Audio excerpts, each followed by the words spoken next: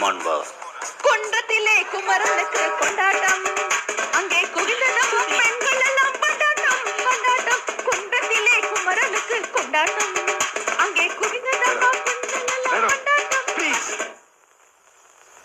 போட மொக்கே.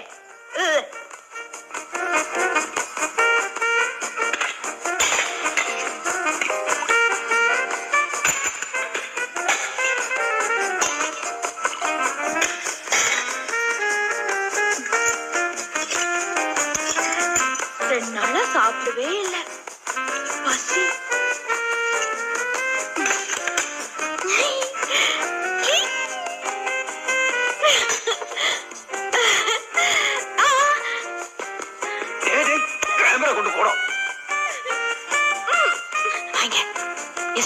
என்ன இதெல்லாம்?